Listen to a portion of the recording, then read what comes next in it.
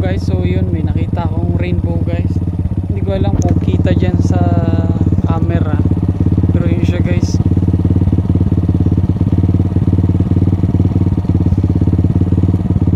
So hinto muna ako ngayon guys, kaya pagod na. Yung kaninang huling video pala guys, kung mapansin nyo yung kanina, yung bago na putol yung video, pumanan ako dun guys.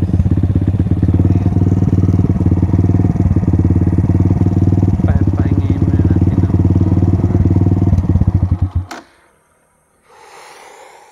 grabing tangalay guys. Warm up muna tayo. Ay, pahinga muna tayo guys. So dito ako ngayon sa gitna ng tahimik na lugar, pero may bahay doon banda guys. So may tower pa ng ano, so baka may signal dito. So yun ang aking Kelex.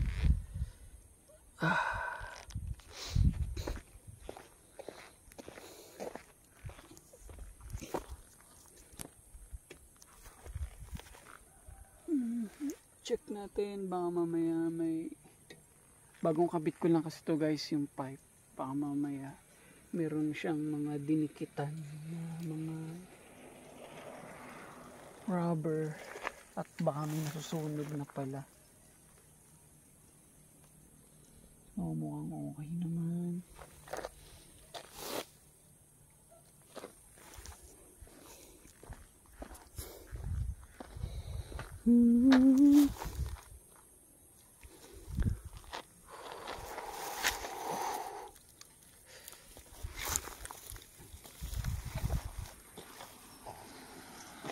Hello.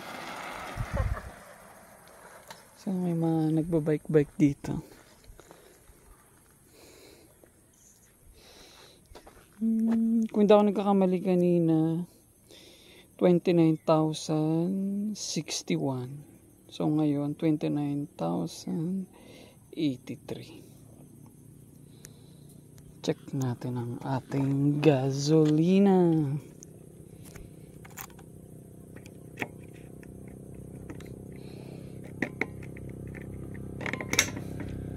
Oh, mukhang malaki na nabawas guys.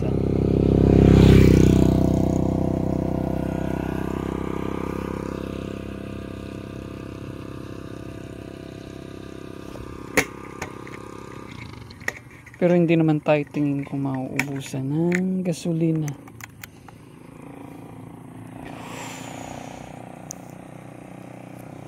Let's go na siguro. Sakit na kasi ng puwet ko.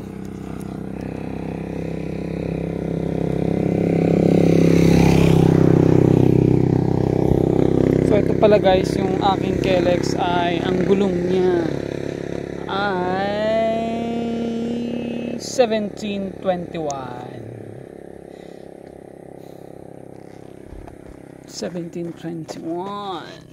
Tapos ang kanyang gulong sa likod ay Leo tire na 3.50 by 17. Kabibili ko lang nito at medyo pudpud na agad.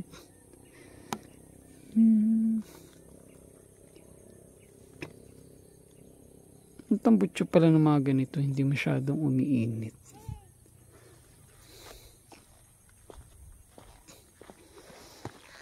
Ito namang harap ay 2.75 by 21.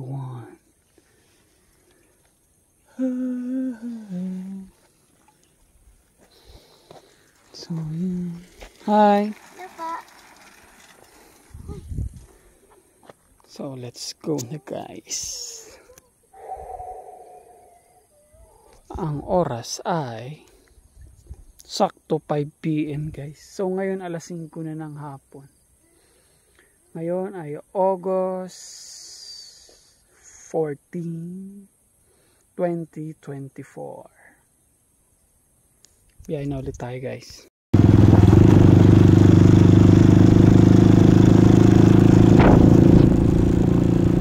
Ulan na naman ngayon guys. Kanina meron ulan na. So ito pala guys yung aking Kelex ay ang gulong niya ay 1721. 1721.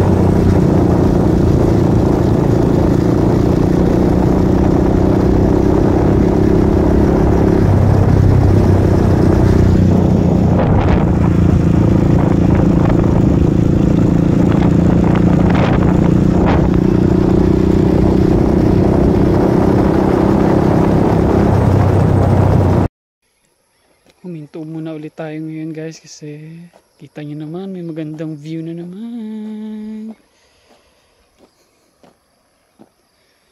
Diba? Sarap sana guys pumunta dyan eh. Kaso lang may nakalagay na private property. Piling ko may-ari niyan ano. Yung bahay na rin na yan. Kasi katapat niya ito. At magkatapat ang kanilang gate. Papunta dyan, papunta dun sa dagat. Kaya feeling ko parehas lang may-ari niyan. Pati yan nasa likod ko na bahay. So yun guys. Sarap magkaroon ng ganitong lupa. Pagkahapon tatambay ka doon. Nakaupo. Pero mahal. Pero mas gusto ko guys ang sunrise kaysa sa sunset. So dito guys, sunset dito. So kita naman yung araw doon. Mas gusto ko yung kung bibila ka ng ganitong lupa, yung sunrise guys. Kasi I love sunrise kaysa sa sunset. Kasi yung sunset parang palubog na siya. So end na, tapos na. Parang hindi gaya ng sunrise, parang hindi ko alam, mas gusto ko yung sunrise kasi bagong simula. Yun, biyahe na ulit tayo guys.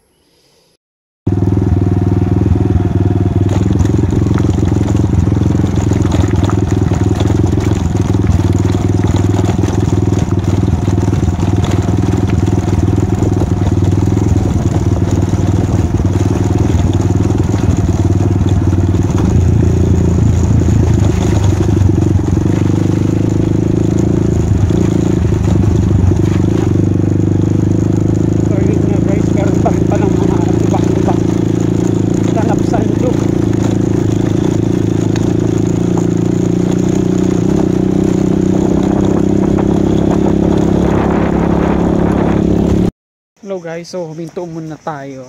So may nakita tayong magandang view. Kaya lang bawal po. May nakita tayong about entry fee 20 pesos only per head.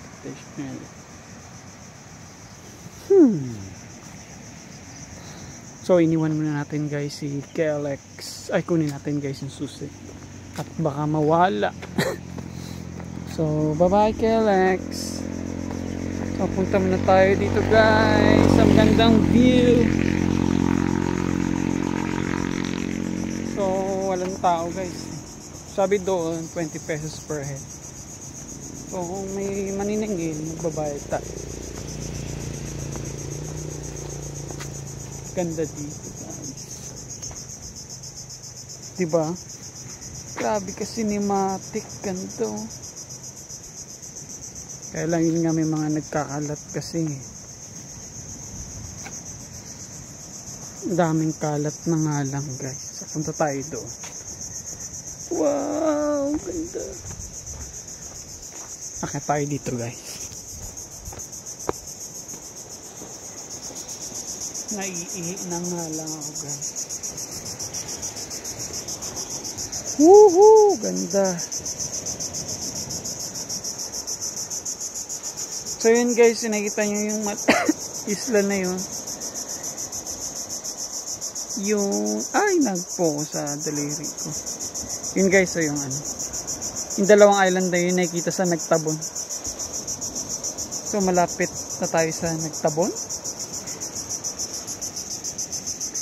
Perfect view.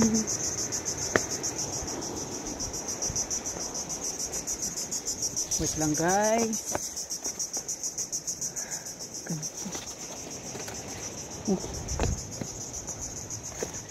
Iwan ko muna dito ang aking phone.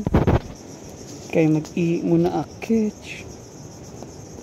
Nood muna kayo dyan guys ng ng sunset. Wait a minute.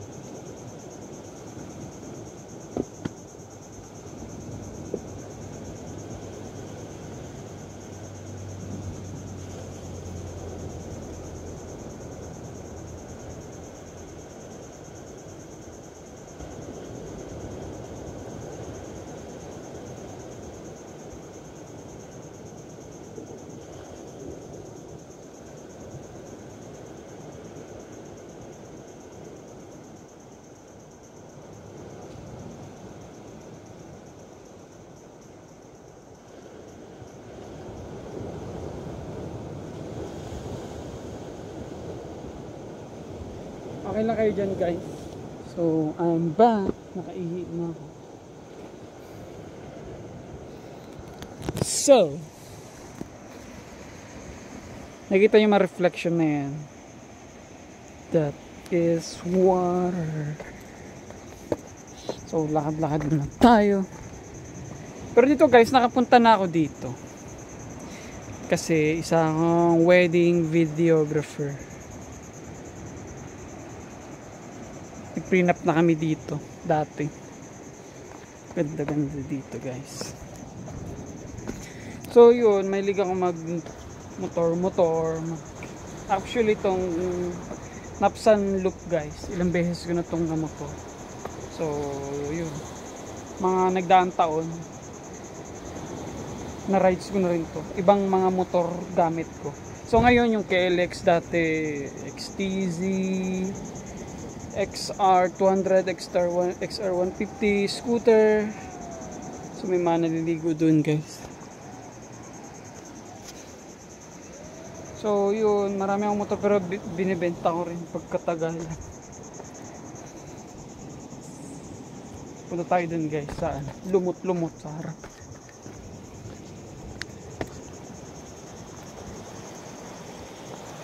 Ganda guys, oh.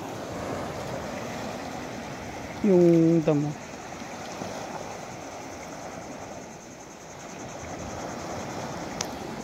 So yun, madalas talaga minsan kasama ko yung mga pinsang ko, minsan kasama ko yung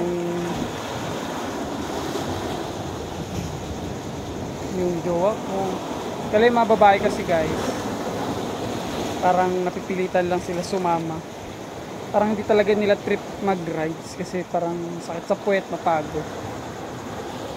Kaya ako na lang mag-isa.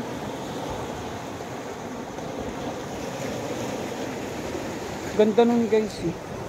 Pahan natin. Yung yan, yung damo. Wow! Boom!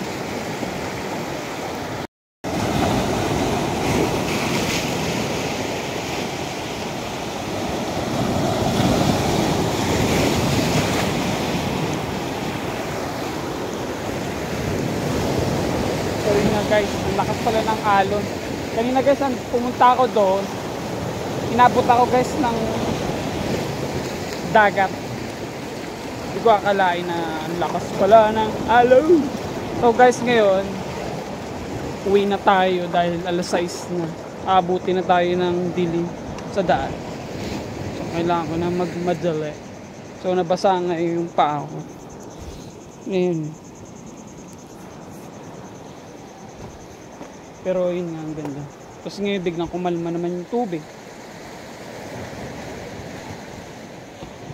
Ganda talaga ng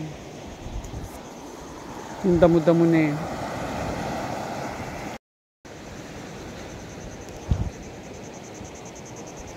Uwi na tayo guys.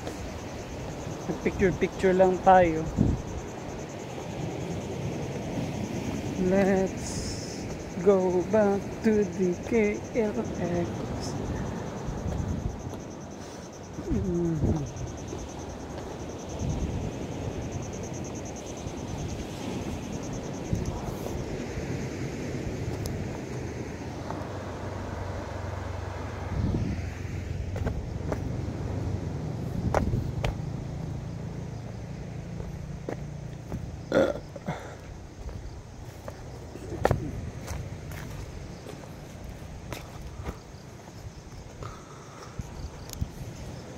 Ayun, sunsets.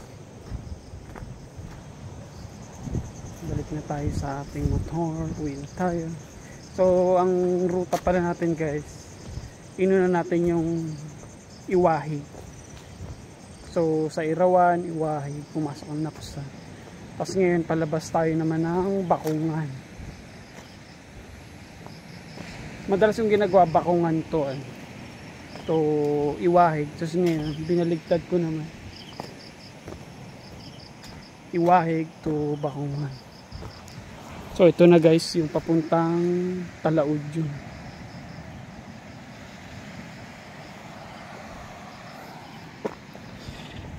So, yan ang ating motor.